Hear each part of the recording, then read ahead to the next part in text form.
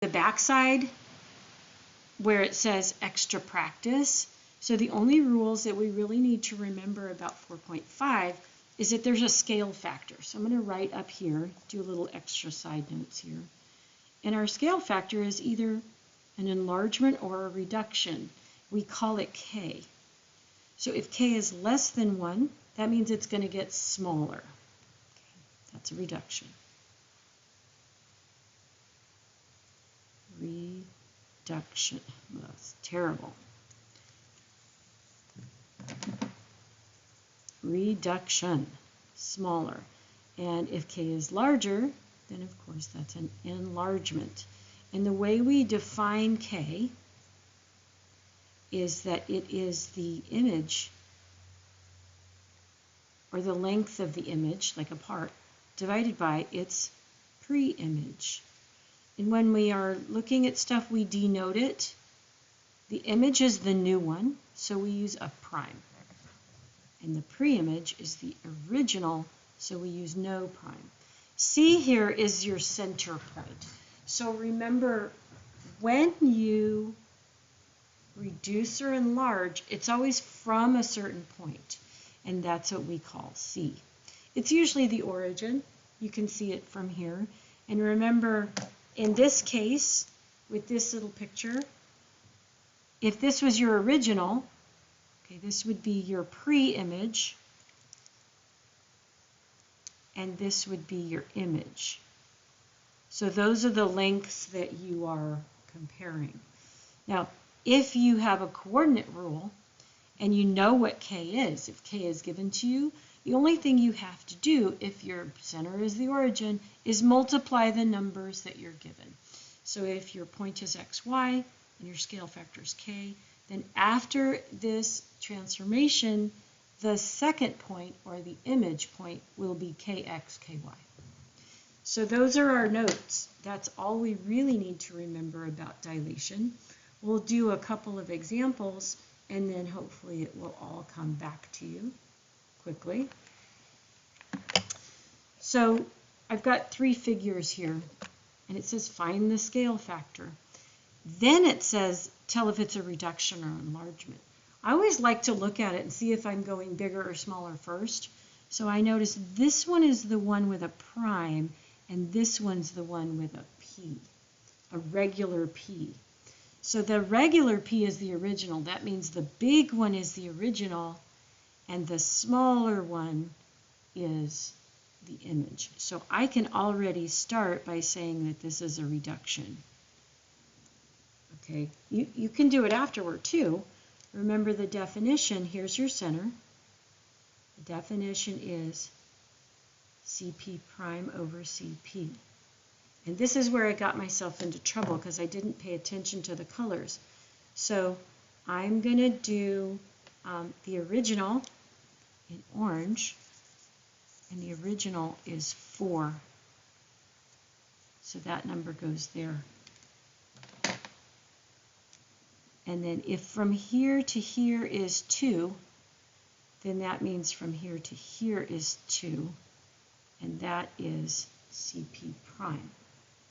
So in this case, my scale factor, which is this, is only 1/2, which makes sense. I'm going from the big one, and I'm shrinking it down to the half of that one, which is why it's a reduction. Any questions? Okay, now this one you may see, you're starting at C, the original is P, and it's getting longer because, as you can see, CP is longer. So again, we'll do the same, let's see, we'll do it here. So CP prime over CP. Again, I make mistakes when I don't use everything I can, so I'm going to use my colors. I just did CP prime. I'm doing the original in orange. Original orange, that's what I'm thinking. So CP is 20. And CP prime is 25. So my scale factor here, I can reduce both of these by 5. So it's going to be 5/4 is my scale factor, and clearly that's an enlargement.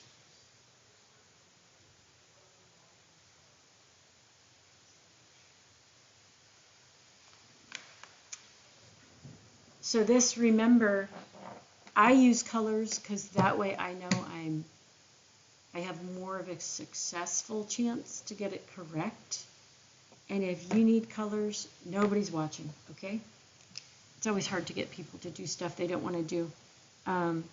But hopefully, if you understand that it's just for your own success, then it won't be, you won't hesitate. So again, scale factor, CP prime over CP. I'm going to do my original in orange, and my original is here. So that's 9 is my original. And then it looks like from here to here is much bigger, but there's my prime. So that's 27. And I know that 27/9 gives me a scale factor of 3. So this little square is getting 3 times bigger, rectangle. Okay. And so obviously k is greater than 1 because it is an enlargement. Now, on the polygon graph, again, I'm going fairly quickly, I know, but it says graph the polygon and its image. And it gives me a scale factor of k. K is 2, so I know it's going to get bigger. So I'm going to do my original in black. That's -3,1. It's going to be A. -4, -1 will be B.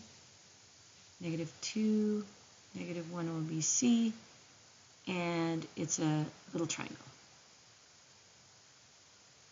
Okay, so the thing about this, if all you're doing is a scale factor of k, then your prime numbers, okay, so when we do a prime, you're just going to multiply times 2. So that's -6,2. That's -8, -2. C prime will be -4, -2.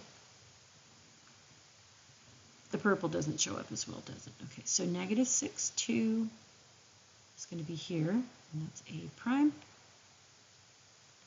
-8, -2 is B prime.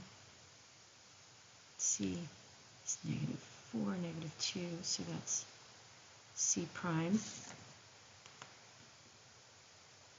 I always like to make sure I do excellent work, so I have my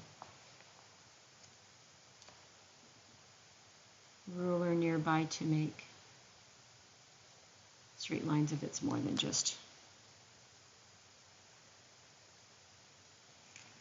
It doesn't look perfect, does it?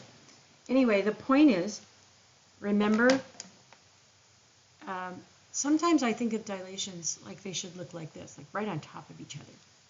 But that's not what a scale factor is. A scale factor goes from your center, okay, that much. And then if your scale factor is 2, then from A prime to C is twice as far. That's what you're measuring with a scale factor. So keep that in mind.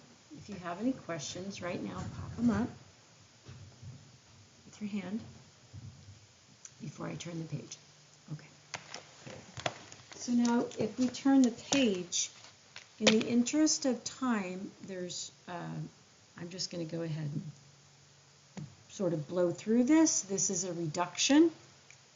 Same thing, we're going to do P, -10, 0, Q, -5, 0, R, 0, 5, and then S is -5, positive. So again, I'm doing this graph paper. I hate doing it freehand, but there we go. And if you want to graph a scale factor of 1/5, then all your points are just going to be multiplied times 1/5, or 0.2, or divided by 5, however you think of it. So P prime will be -2, 0, double prime, so sorry, now I'm on Q. Q prime will be -1, 0, R prime will be 0, 1, and S prime will be -1, 1. So there you go. And then you can put those on the graph. So -2, 0 is P prime, -1, 0 is Q prime, 0, 1 is R prime, and -1, 1 is S prime. So get this teeny tiny reduction.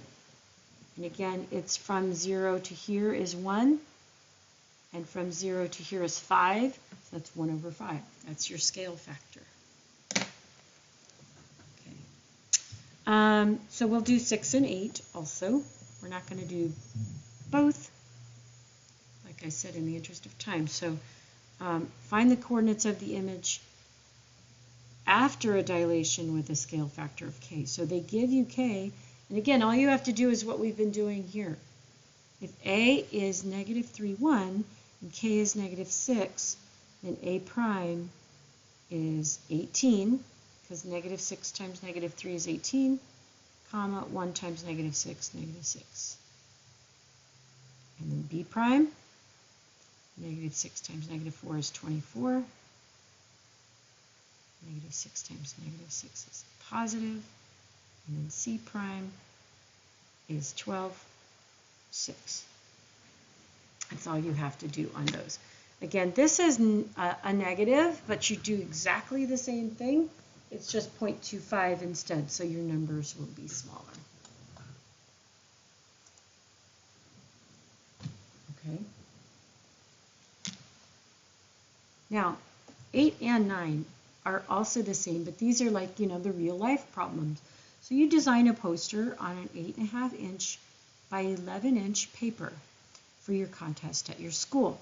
The poster is going to be printed much bigger. You can see that those are bigger, right? What is the scale factor of this dilation? So this is your original, or your image, your pre-image. That's your original, your pre-image, and this is your image that it's going to be. And your scale factor is image over pre-image. So if you have that memorized, you can just go straight to this. And I could do 8.5 over 34, or I could do 11 over 44. And those numbers seem easier to me, so I'm just going to do this. And it's going to be, oh no, the other way around. I just made a mistake. The image is here, that's 44. And the pre-image is 11, so it's going to get 4 times larger. That scale factor is 4 times larger. And if I didn't actually sit and think about it, I might not have realized I made a mistake when I put the 44 in the bottom. So definitely take your time, concentrate, and do the best you can. And if you make a mistake, erase it and go on. So then if you have a biology book that shows the image of an insect that is 10 times its actual size, then this is your K. K is 10. And really what this shouldn't say image. So let's say the picture of the insect is 8 centimeters long. Okay, so they really shouldn't have put image or any of that, because they used the word and it's poorly worded. But basically, I've got a picture that's 8 centimeters long, and I want to know, and that's 10 times its actual size. So if K is equal to image over pre-image, then it's going to be 10 equals, the original picture is what we're looking for, so that's going to be like your X. And then this is going to be 8. Because that's what the picture is showing you. So you solve for x, you get 8 over 10, and so that's going to be 0.8 centimeters. Those, of course, take an extra step, but if there's any questions, now would be the time to ask. And we're halfway through class. Perfect. So what we're going to do now is just go on to 4.6. Yeah, because that was 4.5. We did all those notes in 15 minutes, so we should be able to also do 4.6. Okay, I don't see any hands up. I'm not hearing any voices. Okay, so 4.6 is almost exactly the same. The only thing we're still doing similarity. We're doing similarity and dilation. Okay, but now we're doing what's called a similarity transformation because we're going to add in other transformations. Here you're going to add in a translation. Here you add in a reflection. Here you add in a rotation.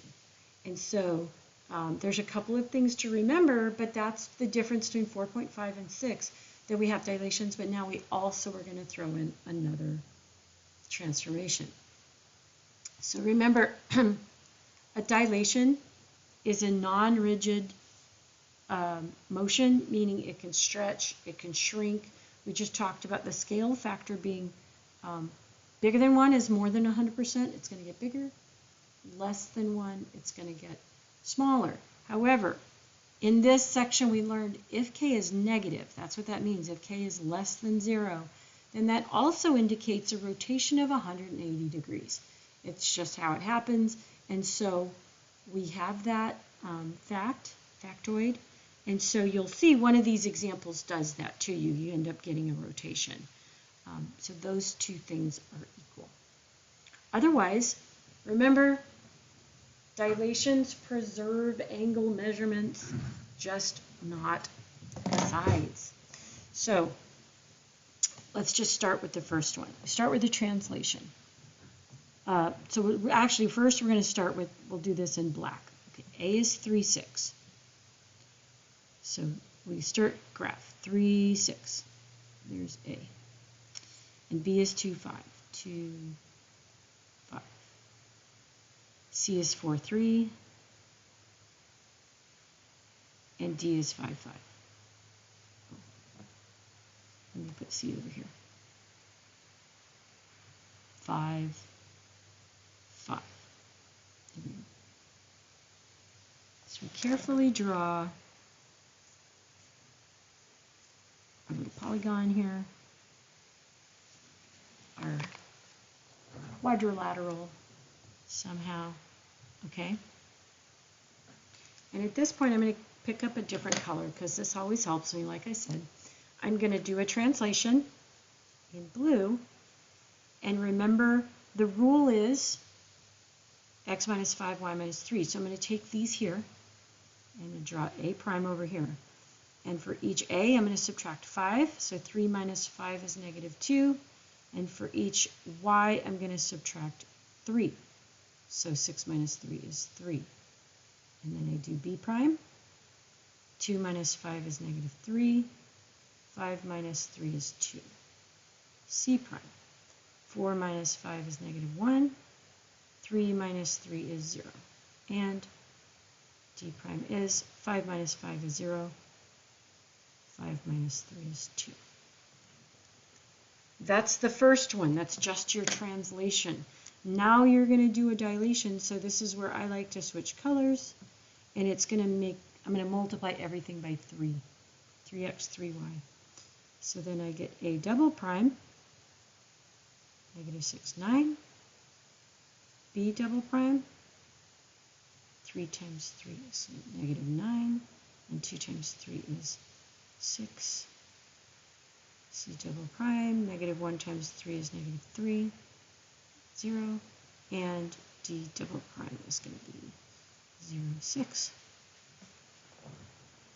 So now when it says graph the polygon and its image, technically you don't have to do the blue because that's not, the final image is the orange. So I'm just going to put that on there again for brevity's sake. So negative 6 goes to 9. That's A double prime. Negative 9 goes to 6. Oh, it's dragging on it. That's B double prime. C is negative 3, 0, and this is 0, 6. So it definitely got bigger. I can't stand that. I can't do that freehand straight line. As long as I have the opportunity to make it excellent with a little straight edge, I'm going to do that. So I like to be proud of my work and produce excellent results. And it's much easier if I use the tools at my disposal. Okay, so, all right, so we have, again, an enlargement, but we also have a translation, so it's been shifted 5 to the left and 3 down, and then enlarged. Okay. Ms. Payne? Yes. Class is over. Oh, okay. Well, thank you for watching. I thought I had till 11. What a bummer. Okay. Then your assignment, of course, is to just finish those. These you just have to do the scale factor, where you describe what happened, and there's 2 more to practice.